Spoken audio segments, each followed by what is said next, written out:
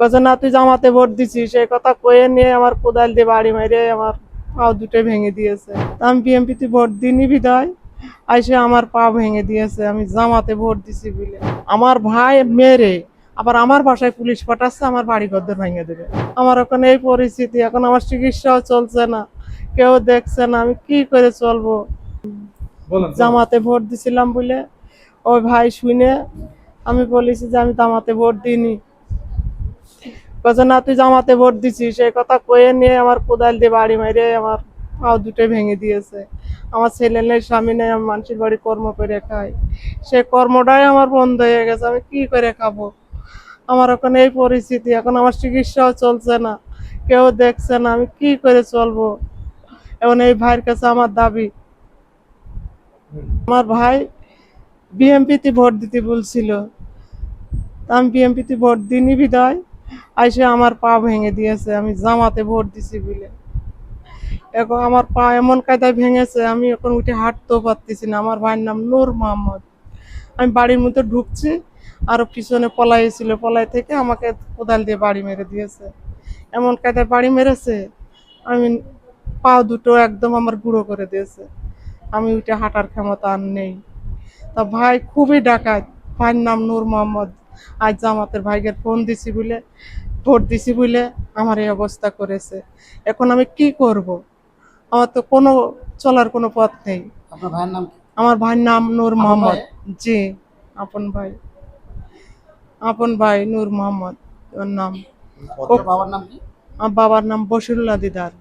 ও পদে এটা, ও পদে হচ্ছে ডাকাত, লুটদার, ডাকাতি করে, মানুষের মারে।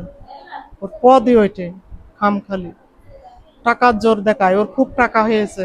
আপনার গ্রাম কোনটা? আমার গ্রাম প্রহাটি, মাসুম মিয়ার ডিপুর সাথে আমার বাসা। আপনি তো কি করতেন? আমি গৃহলি কাজ করতাম মানুষের বাসায়, ওই আসাদ এমপির বাসায় কাজ করি, ওটাও প্রমাণ দেওয়া যাবে। আসাদ এমপির বাসায় কাজ করি, ওর দোতলাতে আমি কাজ করি, সেটাও প্রমাণ আছে। ঘটনাটা কখন ঘটেছে? ঘটনাটা আমার বাড়ির সামনে হয়েছিল বেলা 4টের সময়। না, শুক্রবার দিন বেলা 4টের সময়, ভোটের পরের দিন। ভোটের পরের দিন। আপনি আইনগত কোনো ব্যবস্থা নিয়েছেন? না, আমি কোনো আইনগত ব্যবস্থা নিইনি, আমি আইনগত যেতে পারিনি, আমি তো একা, আমার কেটে যাবে। পরে আজকে অভিযোগটা দেওয়া হয়েছিল, তাই আমি এখনো জানতে পারিনি যে হয়েছে কিনা। কথা বললেন যে আপনার ভাই মেয়েরা আবার আপনার বাসায় পুলিশ পাঠাচ্ছে, এই হ্যাঁ, বিষয়টা ক্লিয়ার করেন। আমার ভাই মেরে আবার আমার বাসায় পুলিশ পাঠাচ্ছে, আমার বাড়ি ঘর ভেঙে দেবে, যে খানকির এনে থাকতেই দেবো না। এই কথা কই পুলিশটা যায় বাড়ি অত্যাচার করতেছে, আশেপাশে কারোর টিকতে দেয়। আবার যাবো যদি একটু বাড়ি দেখতে যাই, যাবো এটা দাবর দেয় ওই দারোগা। কেন এই কাজ করতেছে দারোগা? দারোগা মেলা টাকা ঘুষ খাইয়েছে ওই নূর মোহাম্মদে, আর সামনের বার ওই নূর মোহাম্মদে 1 লাখ টাকা ঘুষ খাইয়েছে। আপনি এখন কি চাচ্ছেন?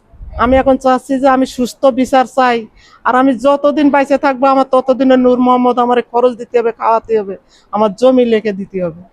আমি চলবো কি করে? আমার তো ছেলের সন্তান নেই, আমার স্বামী নেই, আমাকে খাওয়াবে কিনা? ওই নূর মোহাম্মদ খুব ডাকাত, সেই ডাকাত। নাও, এই যে আপনি জামাতের ভোট দিয়েছিলেন, জি, আপনার এলাকার যারা জামাতের নেতা কর্মী আছে তারা জানেন? তাদের কাছে কিটা জানাবে? আমি না গেলে তো কেউ জানাবে না। আপনাকে যে মেরেছে এই ঘটনা সবাই জানে, সবাই জানে যে কি জন্য ওর মারিছিস, কি জন্য মারিছিস। মহিলা সবাই এসে, পুরুষ কেউ আসেনি তো। জামাতের কেউ এখন পর্যন্ত দেখতে না, কেউ আসেনি দেখতে। আর মহিলারা সবাই আমার, কিন্তু দুইটা এই জায়গায় ভাঙা আছে। না, এর কিছু দেবে না।